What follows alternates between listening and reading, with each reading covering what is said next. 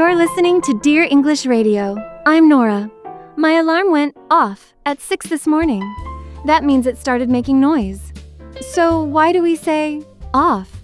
And I'm Eli. A light can go off and stop working. An alarm can go off and start ringing. That sounds backward, especially before breakfast. Exactly. Stay with us, because that strange alarm will lead us into take off, turn off, call off, put off, break off, and pull off. If you'd like to understand why English works this way, subscribe to Dear English Radio. At the end, you'll use one small map to solve 5 new situations. Today's letter comes from Mina, a 34-year-old designer. She writes, Dear English Radio, I know what take, turn, call, and put mean. Then someone adds off, and the meaning changes. Sometimes I can guess it. Take the label off feels clear. But why does call off a meeting mean cancel it? Why does put off a meeting mean delay it? And why does my alarm go off when it turns on? She ends with, I have studied English for 12 years. Please tell me there is a system. There is a useful pattern, Mina. It gives you a direction, but it cannot predict every answer. Today we'll build that map. We'll also mark the phrases that you need to learn as whole expressions. Let's begin with one cable. On our desk, a cable is plugged into the recorder. Now I pull the plug out. The cable is unplugged. It is no longer connected to the recorder. That gives us a starting picture. Connected, then separated. English, off, has long carried the idea of away or away from. Here is a short piece of word history.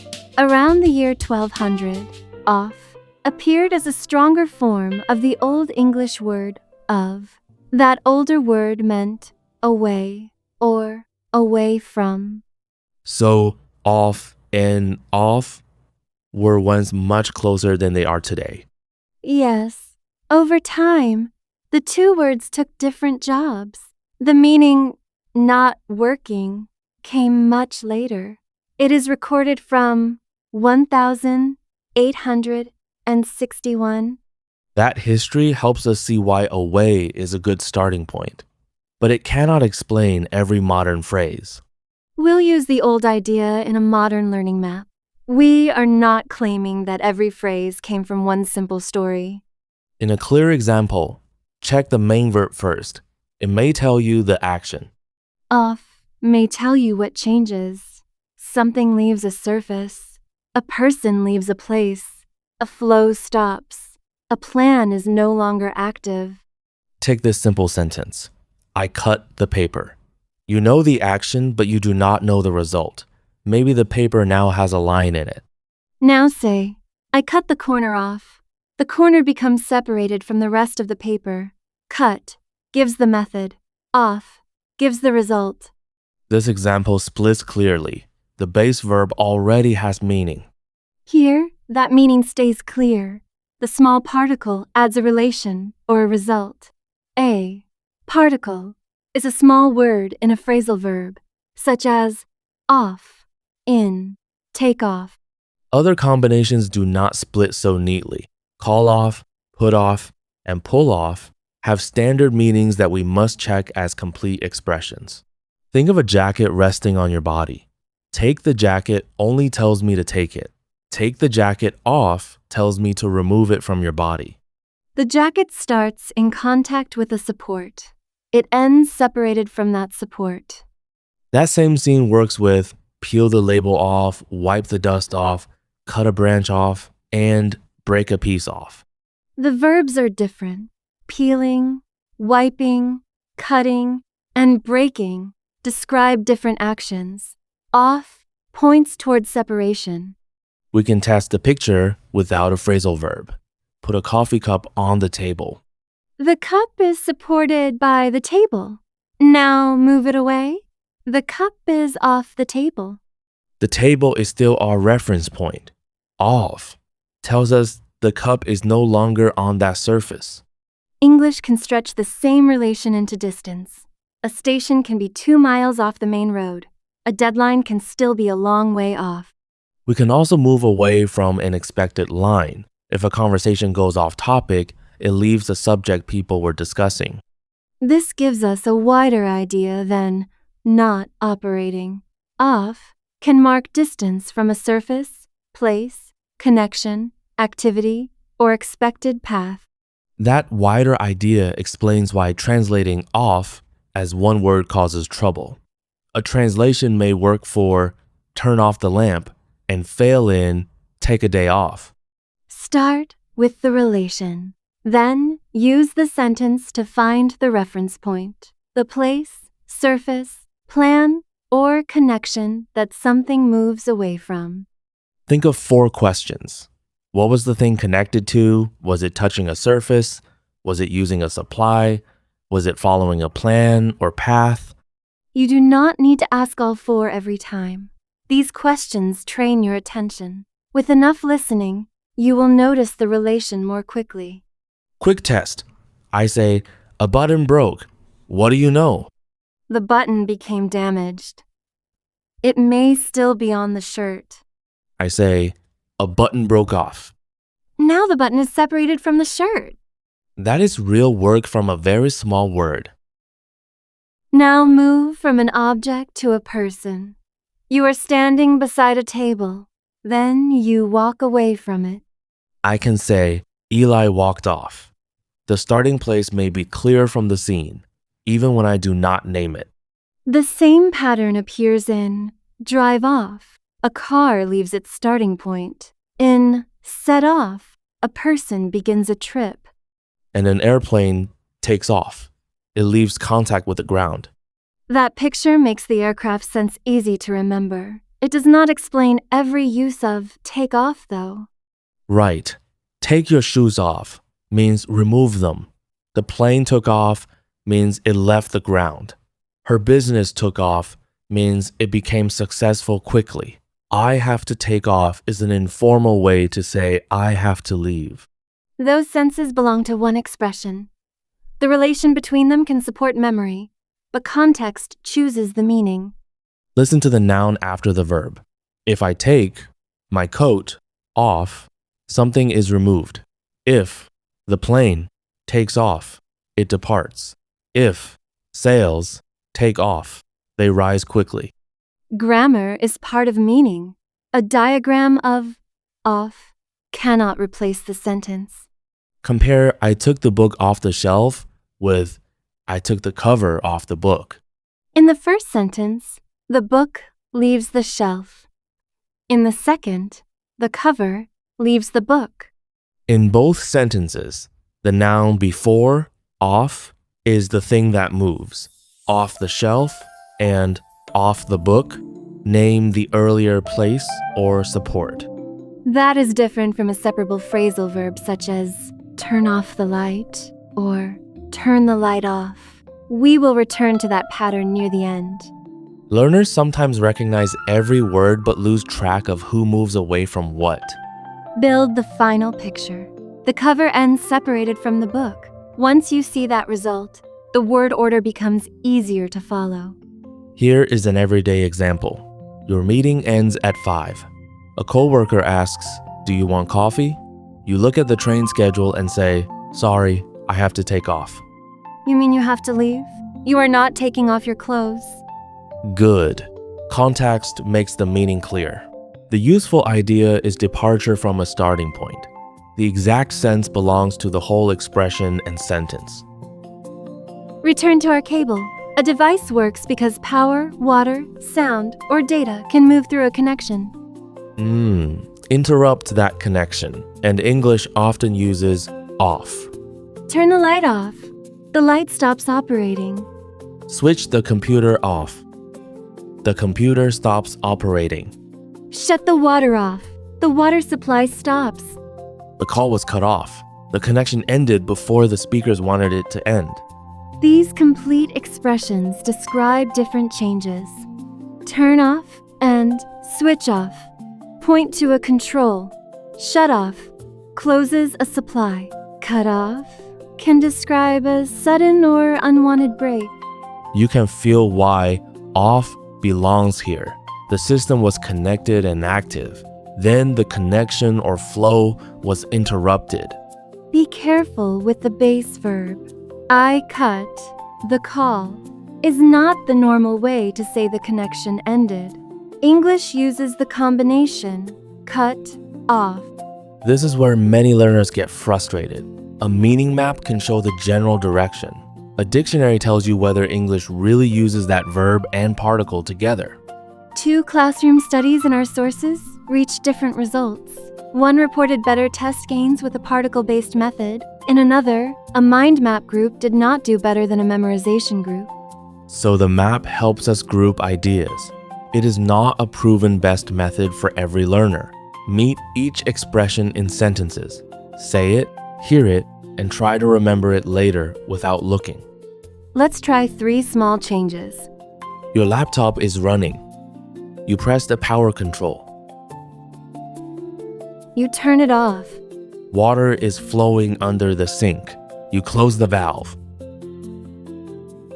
You shut it off. You are speaking to a client and the signal suddenly disappears. You were cut off. Or the call was cut off. Same broad branch. Different verb, different event.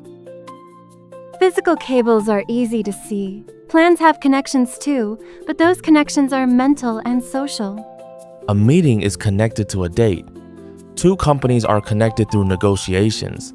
An employee is connected to the work schedule. English extends off into these situations, but each verb creates a different change. Start with call off. They called off the meeting. The planned meeting will not happen. It was canceled. Now, put off. They put off the meeting until Friday. The meeting may still happen. It was moved away from the original time. That difference is important. Call off removes the event from the active plan. Put off moves it later. Imagine a dentist appointment on Tuesday. You call the office and say, I need to put off my appointment until next week. You are asking to delay it. If the dentist closes the office for the month, the appointment may be called off. It is canceled. Now consider break off. The 2 companies broke off negotiations. The continuing relationship or activity ended. The physical sense helps. You can break a small piece off a larger object. In the abstract use, an ongoing link between people or activities is ended. The shared picture helps us organize the meanings used today. It does not prove how every phrase developed in history. There's also time off. I'm taking Friday off. You will be away from your usual work duties that day. And off duty means you are not working in your official role at that time. Mina's meeting examples now sit in 2 different places on the map. Call off means cancel. Put off means delay. Adults meet these 2 phrases in emails all the time. Here is one message. Tomorrow's interview has been called off. Should you arrive tomorrow? No, the interview is canceled. You may need a new plan, but the message does not promise a new date. Now read. Tomorrow's interview has been put off until Monday. The interview is still planned. Its connection to tomorrow is gone, and it is now connected to Monday. The timeline makes the distinction visible. Put off moves the event. Call off removes it from the current schedule. What if the email says only, the interview is off?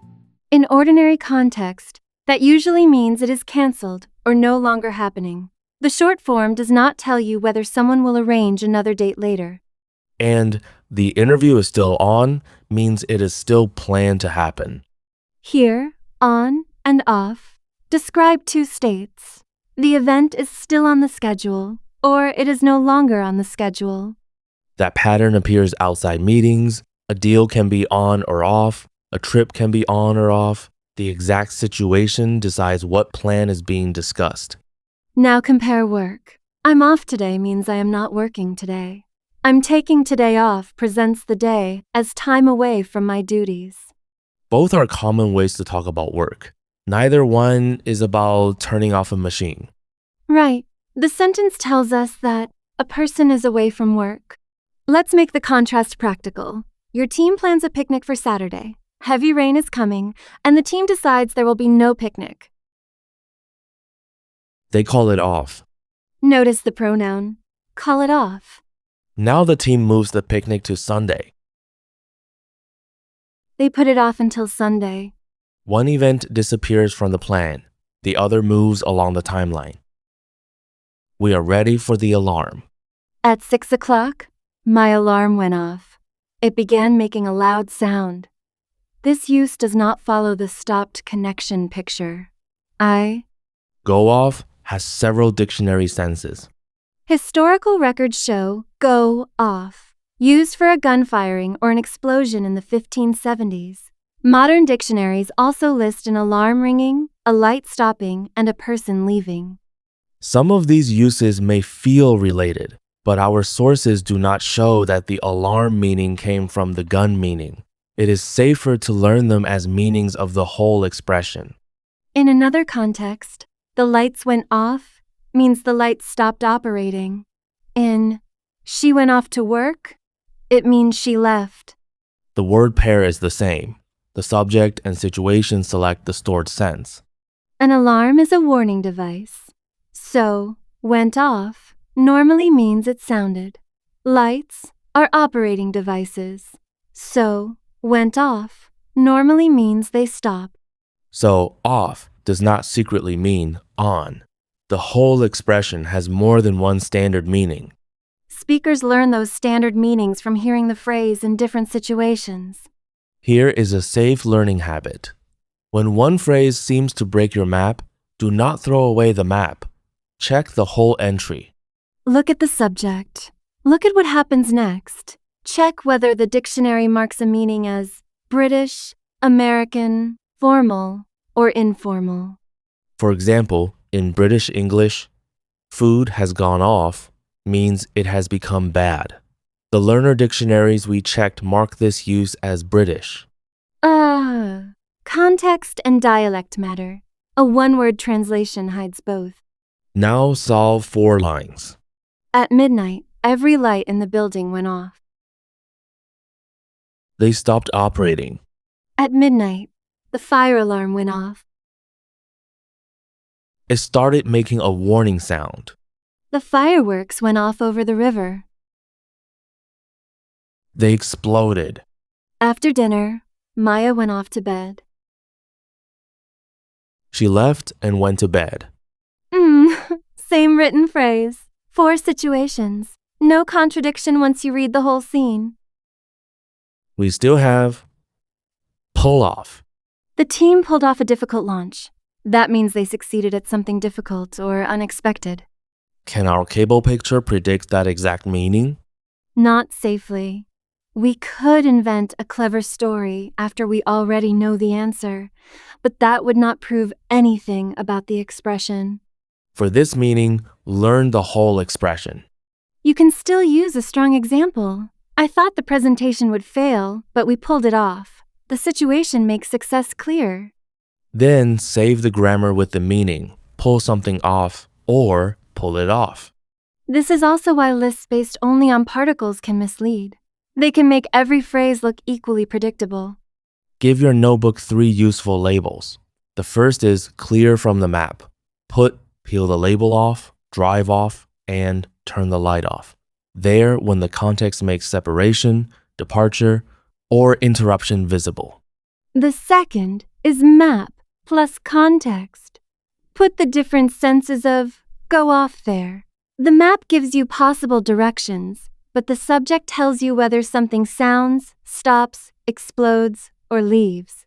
The third is store the whole expression. Pull off, meaning succeed belongs there. These labels help with 2 common mistakes. Some learners memorize a separate translation for every phrase. Others force every phrase into one neat story, even when the evidence is weak. Keep the useful connections and mark the limits. That is enough. Then practice from memory. Close the notebook and answer a situation. The client canceled the planned event. Which phrase fits? The client called it off. The signal disappeared in the middle of the call. We were cut off. We completed a difficult repair before the deadline. We pulled it off. The map did not predict that exact sense, so the example carries more of the memory. Use the central relation when the connection is clear. When it is not clear, learn the whole expression. It is less exciting than one perfect rule, but it is more accurate. The map may organize the phrases, but it does not remove the need to learn exact examples. Cut off, put off, and pull off are different standard combinations. Their full meanings give us interruption, delay, and successful completion. The base verbs alone do not give us those exact meanings. If a phrase feels only partly predictable, that is normal. Understanding a pattern and knowing an expression are related skills, not identical skills. Let's turn the whole episode into a 5-second test. First, check the base verb. In a clear example, what action does it help you see? Second, find the possible connection. Is something on a surface, attached to a support, using a supply, linked to a plan, or moving from a starting point?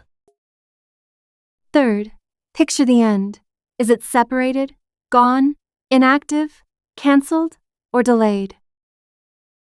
Fourth, check the full situation. The subject, object, and dialect help you choose the right meaning. Fifth, check the grammar. With a separable phrasal verb, a personal pronoun object such as it or them must go between the verb and particle. Turn it off, call it off, put it off, pull it off. Not turn off it. Right. A noun often has more flexibility. You may hear turn off the light or turn the light off. With it, use turn it off. Final round. 5 situations. Give yourself 2 seconds for each. 1. A sticker is still on a glass jar. You remove it with your fingers. You peel it off. Physical separation. 2. A driver leaves quickly after dropping you at the station. The driver drove off. Departure. 3. Your manager cancels tomorrow's meeting. She calls it off. The meeting will not happen. 4. She moves the meeting to next week. She puts it off until next week. The event is delayed. 5. Your small team completes a project that everyone thought was too difficult. You pulled it off. Learn this meaning with the whole expression. And our opening question, why does an alarm go off when it starts making noise? Because dictionaries give the whole expression a specific alarm sense. It sounds. The alarm context selects that meaning. Off itself has not changed into on. Mina wanted a system. Start with away or separated. Then look for departure, a stopped connection, a canceled plan, or distance in time. The full expression and context give you the final meaning. In the comments, write one sentence with off. Tell us which branch it belongs to. If it does not fit, mark it dictionary check. Next time on Small Words, Big Meanings, we'll take another tiny word that changes an entire scene. You've been listening to Dear English Radio. I'm Eli. And I'm Nora. Keep the picture simple, keep the sentence complete, and we'll meet you back at the radio.